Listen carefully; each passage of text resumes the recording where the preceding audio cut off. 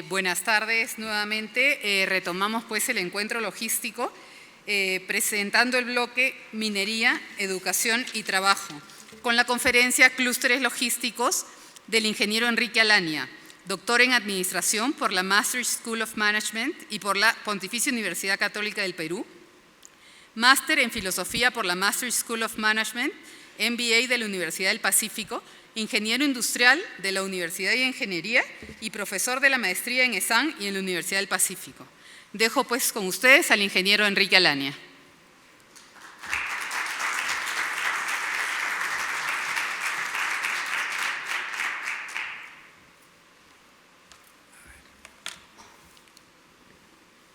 Bueno, primero, buenas tardes a todos.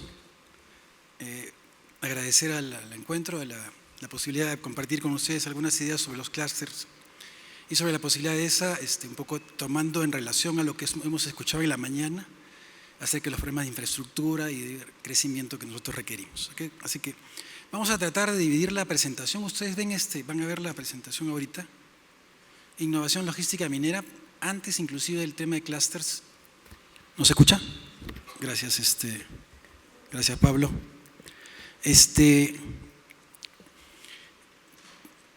Porque al final vamos a retomar el tema de innovación como punto importante de cualquier estrategia de país, en cualquier estrategia logística y de innovación. Así que por eso la primera lámina, como ven, es innovación logística minera.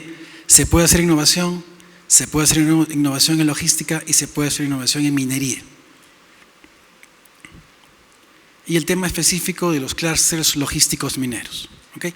Vamos a dividir la presentación básicamente en dos. Una presentación, digamos, del concepto, una presentación académica de lo que es el clúster como tal, cómo surgen, cuál es la idea económica detrás de ello.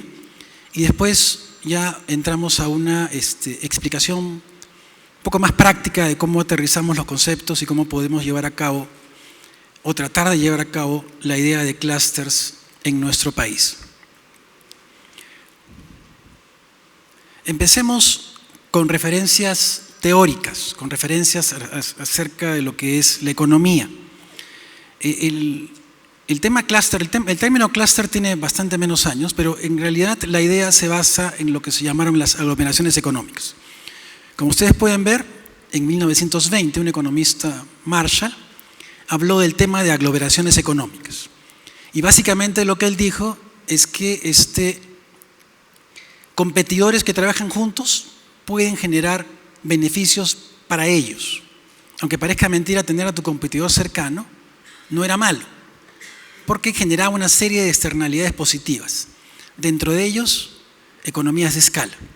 Entonces, la idea de juntarse varios que hacen lo mismo no es necesariamente una idea desdeñada, que más bien podría ser muy beneficiosa. Entonces, hablamos de 1920, hablamos del libro de Principios de Economía de Marshall, y un poco que el tema se detiene ahí, porque después acuérdense que después estamos hablando de la época de la posguerra, la Primera Guerra Mundial, la Segunda Guerra Mundial, el crecimiento del mundo como base de eso, y hasta el año 79, donde recién alguien menciona el término clúster como tal, tomando, eso sí, los temas de la aglomeración económica, es decir, del trabajar, de gente que trabaja geográficamente junta.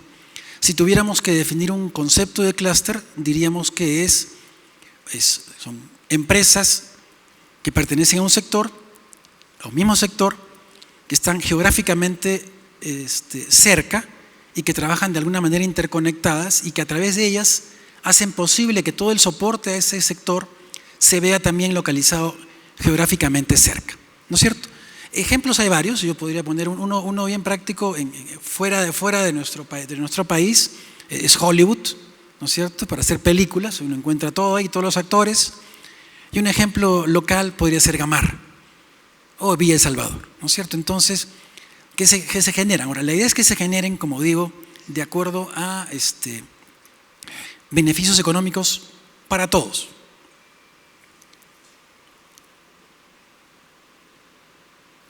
Acá viene un quiebre dentro del concepto de clúster, que es cuando irrumpe Porter, profesor de la Universidad de Harvard, en el 1990 con su libro La ventaja competitiva de las naciones.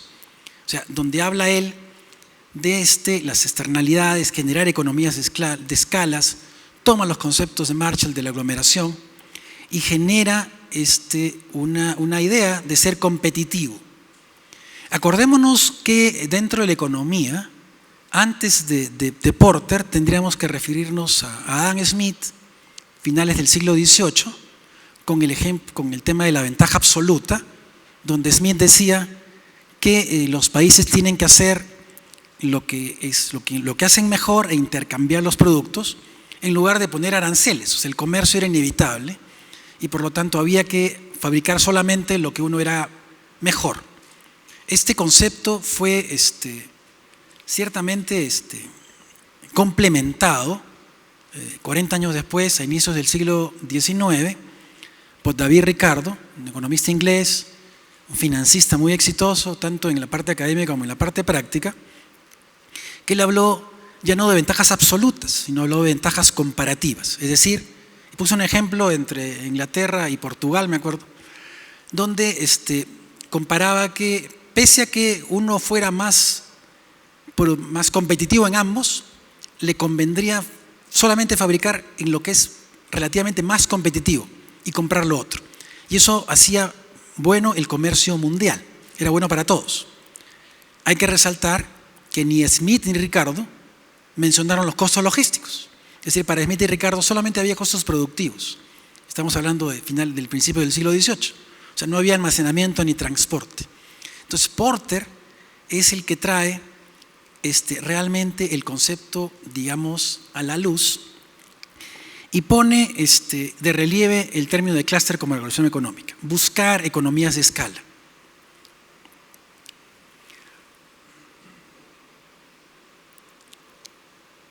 Porter trabajó en lo que llamó él el diamante Porter, o sea, las condiciones de la ventaja competitiva.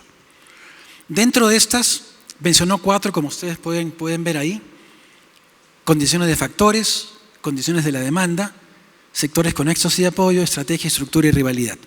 Me gustaría referirme solamente a algunas cosas de ellas que son bien resaltantes para los temas competitivos, para los temas logísticos, para los temas de los clústeres como tales.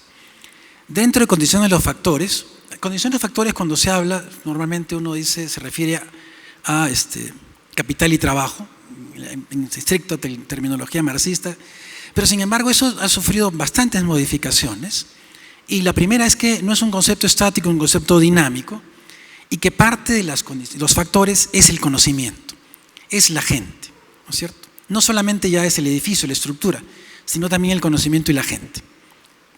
Y dentro de eso, Porter genera una idea bien interesante, que es que en realidad ya no es la abundancia el kit de la mejora, sino bien la escasez.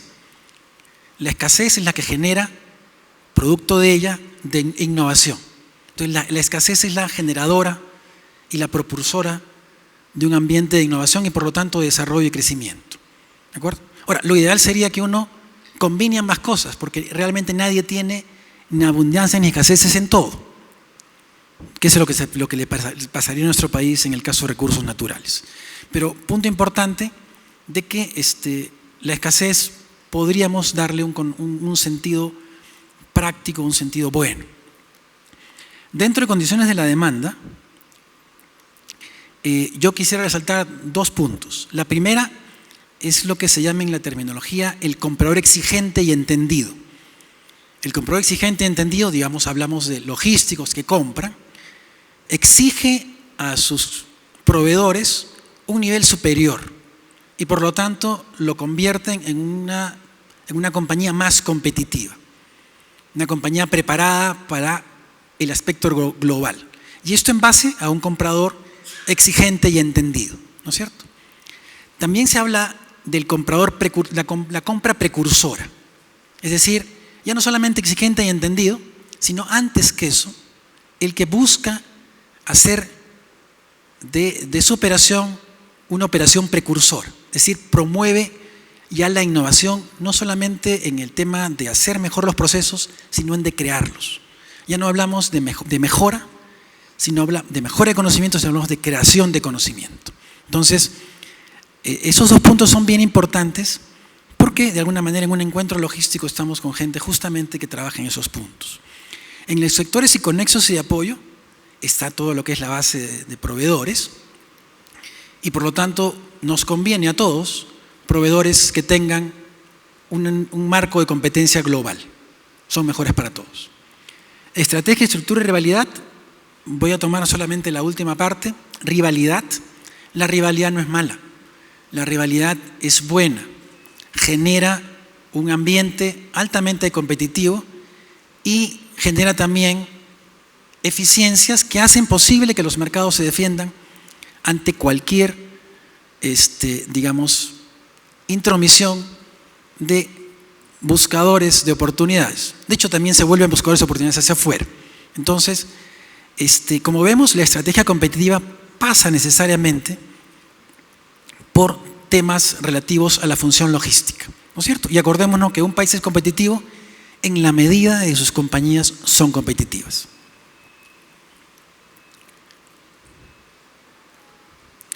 Brenner, ya estamos un poco recorriendo un poco la teoría hacia digamos, teóricos más recientes. Brenner, el 2004, Brenner hizo un modelo matemático que lo que hacía era,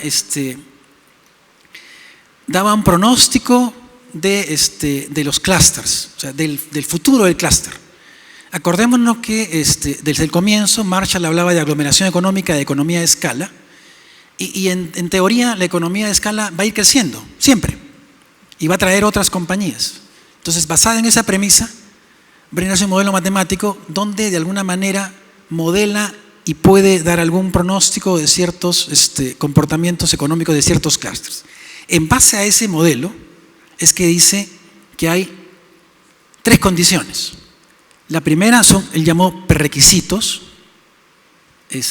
temas relevantes a la industria, de alguna manera algo que los conecte a todas las compañías y que sea como una especie de base de apoyo para poder saltar. Si no hay base de apoyo para poder saltar, ojo, que puede ser de distinta índole. Habló de actores relevantes, tiene que existir alguien que sea el pivot, como en básquet, de todo el esfuerzo, y tiene que haber un proceso de crecimiento propio. Hay que lograr la masa crítica. Otra vez llegamos al tema de crear la economía de escala, ¿no? Si no hay economía de escala, el clúster como tal termina. Entonces, en base a Brenner, como digo, el desarrollo de un clúster tiene estas tres condiciones. Un poco más adelante, Giuliani hizo una, igual para el tema de clúster, pero lo hizo en forma de pregunta, que son muy parecidas, algunas son iguales, como es, ¿quién es el actor relevante para la generación de un clúster? ¿Cuál es la interacción relevante al interior de la industria? Acordémonos que algo sumamente importante en el tema de los clústeres, en el tema de la competencia de países, es que uno sus fronteras las modifica. Y en algunos casos la frontera ya no es la frontera organizacional de la propia empresa, sino las fronteras aumentan. Entonces existe para el tema de creación de clúster y por lo tanto de crecimiento económico por ahí, existe una base de cooperación y de esfuerzos gremiales, sectoriales, nacionales, que tienen que ir de la mano con los factores o con las condiciones de la propia compañía. Y otro, ¿cuál es la unidad geográfica bajo análisis? Esto de la unidad geográfica, digamos, sería muy interesante poner el ejemplo de Gamarra. O sea, si yo preguntara ahorita en Gamarra cuál es la unidad geográfica, probablemente tendría varias respuestas. Esto si es planificado debería tener una sola. Ya es un poco que era lo que mencionaba Giuliani en sus trabajos. Referencias prácticas. Hemos tratado de tener cierta base teórica, base económica, ahora ciertas bases prácticas. De hecho, me olvidaba decir que Brenner hizo un estudio de 159 casos en el mundo que él identifica de clústeres y de su evolución. O sea, a lo que voy es a que, si bien es un tema práctico, siempre importa mucho ver el correlato económico. Porque créanme que nosotros siempre seremos la regla, es decir, si hacemos algo y todo el mundo le pasa algo, nosotros también. Entonces, lo que hay que hacer es tratar de imbuirnos en todos los casos anteriores para comprender mejor las situaciones que tenemos. En referencias prácticas pongo ahí dos casos. El caso de Plaza. Plaza es la plataforma logística de Zaragoza. Zaragoza en España es una ciudad, no es la ciudad más grande de España, y Plaza tiene una plataforma logística donde hay dos casos emblemáticos. Como ven ahí, Inditex es Zara, que es una fábrica, es una comerciante de ropa, diseñador, fabricante, comerciante de ropa, que nació hace relativamente pocos años y que ahora tiene 1.500 tiendas en todas partes del mundo. De hecho, podría haber un muchacho japonés comprándose una ropa en el Japón y uno chico de Lima comprándose una ropa acá en Lima, y la ropa puede ser distinta, pero lo que sí es seguro es que las dos prendas han pasado por Zaragoza. Y Caladero, que es una fábrica, es un tema comerciante de pescado. España es per cápita el segundo país del mundo que consume pescado, después del Japón. Entonces, existe muchísimo impulso a esto de la pesca.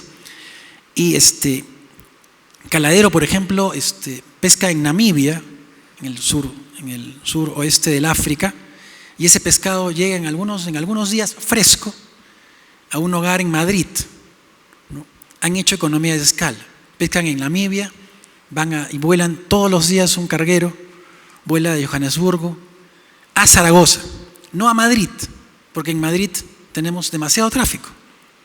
Para que vean, el año 2000 Zaragoza era en carga, en fletes, era el puesto 18 en España. O sea, 10 años después era el tercero. Ahora, no compite, o sea, salen vuelos, entran vuelos cargueros. Es una ciudad relativamente pequeña, es más chica que Arequipa, 800.000 habitantes, Arequipa tiene 1.200.000. Y que viven un poco sobre esta plataforma logística, ¿no? Inditex tiene un campo enorme, y estas dos compañías han atraído a sus proveedores. Esto se genera un foco interesante, un foco virtuoso, en este caso logístico, para llevar desarrollo a través de un clúster. Vamos a ver después, pero lo adelanto.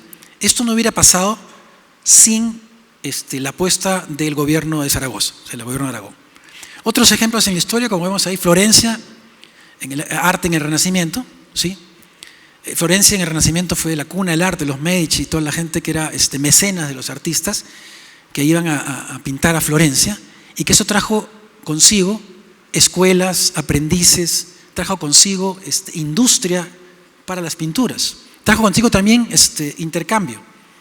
Rafael, un pintor, aprendía las técnicas del otro y mejoraba sus pinturas.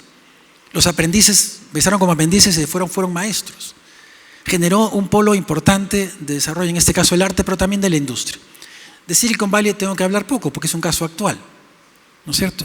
Entonces, vemos que sí es posible.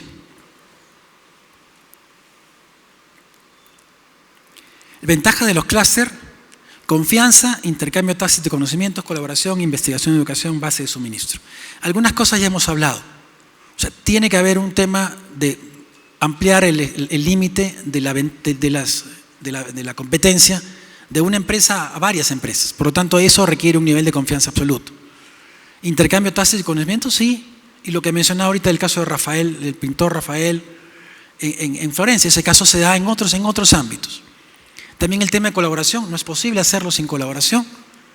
Investigación y educación es parte de, porque la pericia del clúster, que propicia el clúster, es interesante. Por ejemplo, en Zaragoza se encuentra una sucursal, llamemos, del MIT, del Centro de Logística y Transporte del MIT, que funciona en Zaragoza. ¿Producto de qué? Producto de toda esta plataforma logística, ¿no? Y la base de suministro es el tema de los proveedores, que se ven atraídos por que sus clientes están en esa zona. ¿Tenemos desventajas? Siempre hay desventajas. Como digo, la búsqueda del elixir económico, no hay solución perfecta. Es decir, no es cuestión de decir que se haga para que sea bueno. Eso no es cierto. También tenemos casos de fracasos. O sea, no es solamente cuestión de hacerlo y que ya va a ser exitoso. Eso no es cierto. ¿Okay? Entonces, hay que planificarlo, hay que ver las ventajas, hay que apostar. No son eternos, claro que no son eternos, porque las ventajas siempre se compensan y por lo tanto uno la pierde. Entonces tiene que tener una situación dinámica de tratar de buscar ventajas por ese lado. Y los beneficios declinan. El clúster se habla como un producto, es decir, que tiene una fase de introducción, crecimiento, de madurez y decaimiento, ¿no es cierto? La única manera de recrearla es justamente tratando de relanzarlo. Pero si no hacemos nada, va a tener ese ciclo como de cualquier producto. Y un poco porque la inercia y el conformismo es lo que hace. Es decir, nadie es bueno per se. O sea, es bueno porque consigue y trabaja para hacerlo. ¿De acuerdo? Entonces, esa ventaja la puede perder, claro que sí. Riesgos, si es que existen algunos, es que hay que elegir. O sea, no se puede ser bueno en todo. Eso no es posible. O sea, hay que elegir. Y a veces elegir cuesta, ¿no es cierto? Entonces, solo se puede promover algunas industrias, solo se puede hacer en algunas cosas.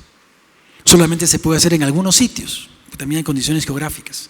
El caso de Zaragoza, por ejemplo, es una ciudad casi que distante en España. Por lo tanto, era naturalmente, bueno, había sido antes habían hecho los carros de la Opel, los Ford, los fabricaban en esa zona. De alguna manera heredó cierta infraestructura aérea, etc. Y otra vez el apoyo de las industrias existentes. Ese cociente LQ, por término en inglés, es el tema de cuánta gente trabaja en un sitio comparado con todo lo que es en misma industria a nivel nacional. Entonces, son elementos que te ayudan. Sin embargo, ¿cuáles son los riesgos? Que obviamente nunca son todos. Y eso sí puede generar alguna clase de riesgo, que es corregido, que debiera ser corregido por el propio crecimiento del clúster. El rol del Estado, importante. No gobierno, Estado, o sea, tiene que ser transversal a todos los gobiernos, ¿no? Políticas públicas que trasciendan a gobiernos. Hemos escuchado en la mañana la infraestructura, hay que crearla. Red de transporte, como hemos escuchado en la mañana, hay que tenerla. Autorizaciones y reglamentaciones, ¿hay que tenerlos? Claro que sí. Hay que tener una burocracia eficiente, ¿no es cierto? Hay que atraer inversión, claro que sí. Incentivos. Competimos con otras gente con otros sitios donde la gente puede poner su dinero. Sí, tenemos que ser atractivos, ¿no? El Estado en estos clústeres ofrece como de mediador y facilitador. Es un ente que promueve, es un ente que reglamenta, un ente que dirige la conversación, no se mete en ella, ¿no? Y el Estado propicia alianzas externas. En este caso, lo más obvio sería hablar de Alianza del Pacífico, entre México, Colombia, Perú, Chile. Economías más o menos, ciertamente que tienen destinos más o menos parecidos, ciertas premisas, que podrían trabajar más en conjunto de lo que ya trabajan ahora. Bueno, y no se mencionó, pero yo trabajo en Antamina, soy el gerente de logística de Antamina. Y ahora vamos a tratar de ver el tema práctico, ¿de acuerdo? Y esto va con proveedores. No van a poder leer mucho ahí, pero gestión de proveedores, tenemos que tener un tema de gestión. El clúster es una parte de. Hay una serie de cosas, pero una parte de desarrollo. Entonces, vamos a mencionar en estos 8 minutos que me faltan 2 programas que nosotros tenemos en la compañía. El primero de ellos se llama Exportando Ancash. Es un programa para proveedores de la zona, o sea, empresas locales, gente cercana a la mina. Tenemos varios problemas, no los voy a leer, pero básicamente, mencionó acá Emilio en la mañana, Emilio Fantozzi, temas de informalidad, temas de falta de competitividad, temas de escala. Eso se da en proveedores pequeños. Entonces, no hay gestión. hay que darle gestión. No es cuestión de darles un curso, porque a veces tenemos gente que está sumamente preparada, pero sumamente quebradamente preparada también, ¿no? Entonces, no vale. Hay que establecer otro tipo de cosas, acompañamiento, ¿no? Entonces, ahí viene el tema de exportando Ancash. Ustedes ven ahí al costado. En realidad es un concepto bien sencillo, es como PROM Perú, pero en este caso nos promovemos Ancash, a las empresas de Ancash, que pueden tener varios anillos. El primer anillo sería Antamina, el segundo anillo sería los proveedores de Antamina, el tercer anillo sería el país y el cuarto anillo sería el mundo. ¿De acuerdo? Entonces, cada uno de esos anillos debería tener una estrategia competitiva. No es cuestión de regalar cosas, ¿no es cierto? Y la idea, como digo, es generar oportunidad de trabajo e inversión, generar realmente empresa.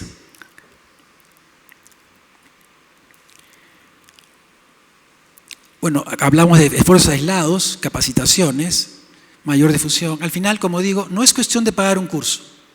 Eso no. El dinero, como digo, el dinero compra posiciones, no compra respeto. El dinero compra casas, no compra hogares. No es un problema de dinero, es un problema de concepción. Entonces, nosotros para esto, como ven en el programa Exportando, promover las compañías locales. Tratar de que lleguen a vendernos a nosotros, tratar de que lleguen a vender a los que nos venden a nosotros, tratar de que vendan al país y tratar de que vengan al mundo. Para esto hicimos unos convenios, como ven ahí, con ESAN para el tema de capacitación, con PROM Perú para el tema de la ruta exportadora y nosotros en el medio, y bueno, con nuestros socios estratégicos, con los proveedores nuestros, para que tratar de vincularlos. No es mercantilismo, o sea, tienen que comprarle porque les conviene, no porque les da pena, porque la pena dura poco. Lo que dura bastante sí es que sea conveniente y eso hay que propiciarlo y mantenerlo. Entonces, como vemos acá, nosotros somos un patrocinador, tratamos de ser una persona, un ente que, digamos, promueva eso.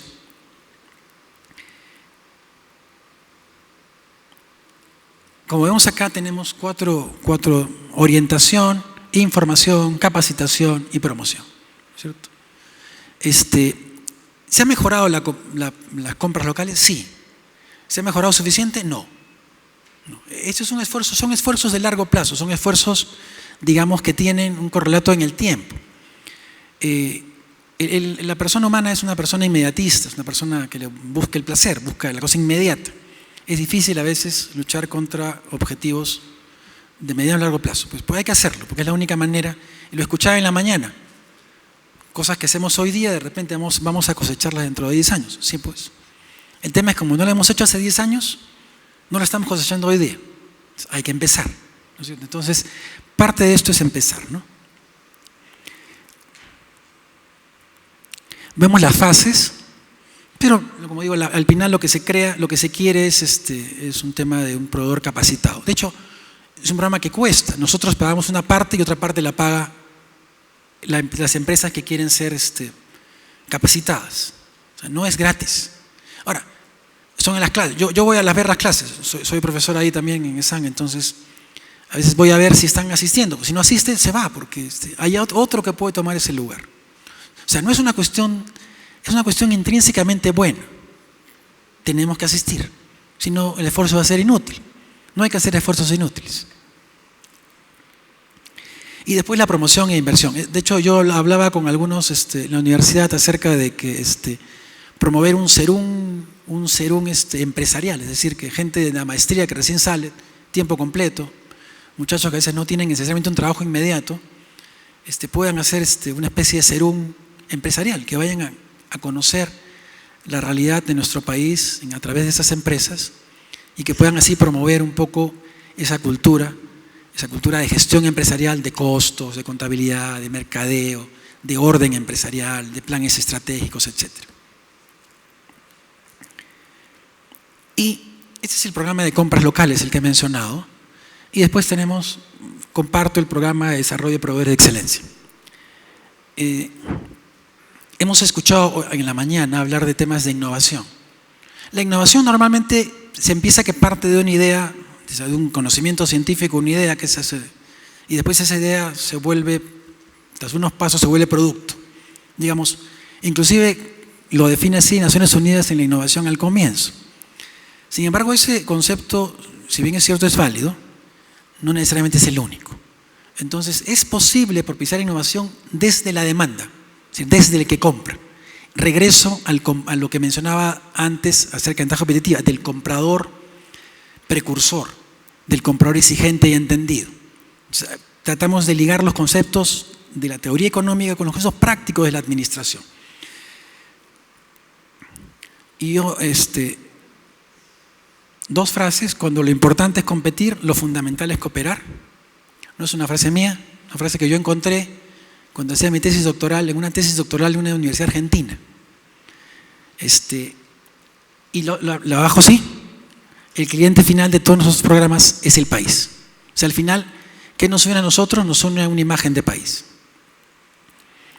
Y acá lo que tenemos es el tema de proveedores de excelencia, ¿no? ¿Qué buscamos? Desarrollar proveedores. ¿Qué buscamos? Un incremento de la productividad.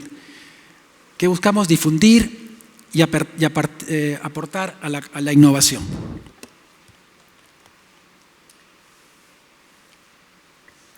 La innovación propiciada por nosotros, desde la demanda. ¿Okay?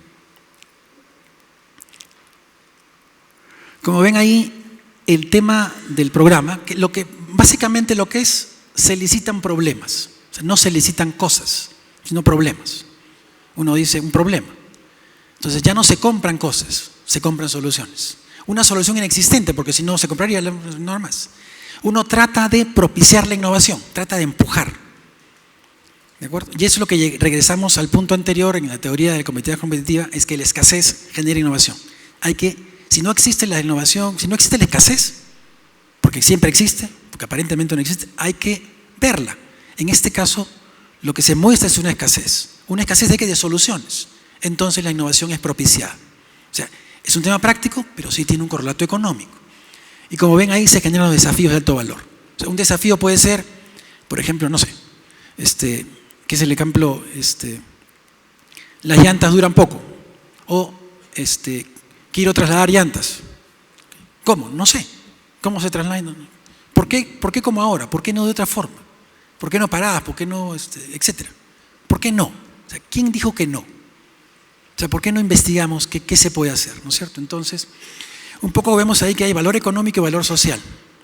El valor económico es un poco el tema de la productividad y el valor social es el tema de la competitividad. Acordémonos que el tema de innovación es un tema de innovación social también. Es decir, una sociedad que innova es una sociedad mejor. Ahora, ¿qué es primero? ¿Que sea mejor y que innove? No lo sé. Pero de alguna manera, propiciando la innovación, nosotros mejoramos las estructuras propias de la sociedad. Ya no habría, digamos, gente buscando caminos chuecos, por llamarlos de alguna forma, para propiciar sus ventas, porque eso es inútil y eso es muy caro y eso no sirve. Lo que estaría propiciando es el camino bueno, el camino virtuoso de la innovación. Entonces, la innovación tiene un valor social enorme e importante. Y otra cosa es que uno asume retos o asume otra clase de retos, no solamente la productividad de su compañía, sino asume el reto de la competitividad del país donde trabaja. Es decir, el Perú en innovación, creo que es, si no me equivoco, 122 de 144 países. El peruano es recursero, pero no es innovador. La innovación requiere metodología, requiere trabajo, requiere repetición. Y eso no lo tenemos. Hay que darlo. Ahora, hay que asumir un reto, sí pues. Llevar al país en los próximos 10 años al puesto 60. ¿Se puede? Claro que sí. Del 60 al 40 va a costar mucho más. Pero del 122 al 60, yo creo que de una industria con un apalancamiento tan grande como la minería se puede lograr. Como vemos ahí, compartir desafíos, codiseñar soluciones, crecimiento del proveedor. ¿Por qué el proveedor lo haría? Porque es bien simple. ¿Dónde se margina más? ¿En un producto nuevo o en un producto antiguo? Uno nuevo se margina más. De hecho, por ejemplo, una empresa como 3M, una empresa que tiene muchísimas innovaciones, el 40% de su cartera de productos tiene menos de 4 años. Sí. Eso nosotros deberíamos tratar de promoverlo. ¿Ok? Y ahí vemos el tema de alianza estratégica, bueno, desafío operacional a ser resuelto, búsqueda de una solución innovadora, alianza con universidades. Claro, otra vez a la economía de escala. Las compañías no innovan porque no tienen economía de escala, por lo tanto no pueden hacer un laboratorio. Claro que no pueden hacer. Para eso está la universidad, pues. La universidad sí tiene, pues ya lo tiene. Estamos en una de ellas. Tenemos aulas, tenemos laboratorios. Ya están pagados, ya están comprados. Tenemos estudiantes y profesores ávidos por investigar. ¿En qué? No saben. Hay que darles en qué investigar. Y unes tú la academia, la idea, con la cultura empresarial, contra la aplicación práctica. Yo mencionaba, solo para no olvidarme, en la mañana mencionaban de, hay que, una cosa disruptiva hablaban en la mañana. En términos económicos, un economista austriaco, muy importante de primera mitad del siglo XX, Schumpeter, que inclusive fue ministro de Finanzas por esa época, él hablaba de la destrucción creativa y hablaba de que el capitalismo tiene que tener destrucción creativa, es decir, el emprendedor como parte del mecanismo de avance del tema del capitalismo, ¿no es cierto? Y ahí se oponía totalmente a las tesis marxistas, etc., desde el punto de vista conceptual. Ahí vemos cuál es el tema de trabajar colaborativamente, soporte en investigación técnica, soporte en gestión, soporte en investigación en salud. Soporte en investigación técnica, sí, las universidades, la parte técnica, pero esa parte técnica resuelve un problema. La parte de gestión resuelve el producto. O sea, tenemos que pensar que lo tenemos que vender, no solamente fabricar, tenemos que venderlo. Entonces, esas dos partes unidas. Y otro que hemos tenido la buenísima disposición de la Universidad Cayetano en el tema de salud, porque no hay que olvidar que en el sustrato de todo está el hombre, la persona humana, y por lo tanto cualquier solución tiene que ser amigable con la persona, amigable en temas de salud, amigable en temas ergonómicos, amigables en todo tipo de temas. O sea, no podemos nosotros regresar a épocas mecanicistas de finales del siglo XIX, eso no es posible. Por último, compartir con ustedes un poco lo que fue los últimos 3 años. Como ven, han participado muchos proveedores. La idea es que sea la puerta de ingreso para la compañía. O sea, ya no es necesario mucho. Lo que es necesario es buscar ideas de innovación, buscar mecanismos para hacerla y simplemente buscar alguna universidad también. Claro que sí. Eso nos va a dar la metodología, nos va a dar la repetición. Y con eso llegar a ser proveedor, digamos, exitoso, no solamente para nosotros, como una operación minera, sino para el mundo en general. Acuérdense que dicen que la minería es una industria primaria. Somos un país primario exportador y que eso es malo. Y eso no es cierto. Porque el tema tecnológico, el tema del movimiento productivo no es hacia adelante, es hacia atrás. O sea, no es qué hacemos con el cobre, sino que nos ayudan para hacer cobre. Y eso es tan válido y tan bueno. Solamente 2 ejemplos para terminar. Por ejemplo, que estamos ahorita en hacer uso eficiente del transporte de combustibles y hacer más eficiente el transporte de explosivos. O sea, al final lo que yo voy es a que uno reta a la gente que trabaja con uno para que se le ocurran cosas. A la gente no se le ocurran cosas porque normalmente no ha sido retado a pensar. Por lo tanto, asume lo hecho como algo que es un tema, es el statu quo, y así son las cosas. Así no son las cosas. Hay que retar a la gente a que comience esa inventiva que tiene, la ponga a prueba. Ahora, como digo, la ponga a prueba, pero en forma sostenida. Y ahí, obviamente, nos ayuda el tema universitario, el tema metodológico. Y el tema de explosivos también. Como digo, ahí la gente comienza a decir, ¿por qué no se traslada en otras cosas? ¿Por qué no se hacen otras cosas? Y comienza, no es que todo va a salir, pero todo sí se puede pensar. Eso es. Es bien simple. O sea, si a uno se le ocurren 150 ideas, 2 serán buenas. Si se le ocurren 10, probablemente ninguna sea buena. El tema es pensar ideas. Y lo último, para terminar, nosotros hemos invitado varias veces a varias compañías. La idea es que yo siempre digo que es imposible mejorar solo. O sea, siempre pongo el ejemplo de si quiero vender mi casa, yo la pinto y la arreglo. Y mi casa sube de precio, claro. Si quisiera que valiera más, se arregla la cuadra. Y mi casa vale más porque la cuadra está arreglada. Si quiero que valga aún más, arreglo mi barrio. Y la casa vale más todavía. Y arreglo el distrito. Y arreglo el país. Y cada vez mi casa va a valer más. No es posible mejorar solos. Eso tiene un límite muy pobre. Un límite bajo realmente. La única manera de mejorar es que mejoremos todos. ¿No es cierto? Hay una frase, si queremos llegar rápido, si queremos llegar pronto, vamos rápido. Si queremos llegar lejos, vamos en grupo. ¿De acuerdo? O sea, llegar rápido es ir solo, llegar lejos es ir en grupo, es ir en equipo. ¿Okay? Y como vemos ahí, una empresa motora, varias, no solamente Antamina, sino todas las que pudieran ser, proveedores, universidades y al final un mejor país. Muchas gracias.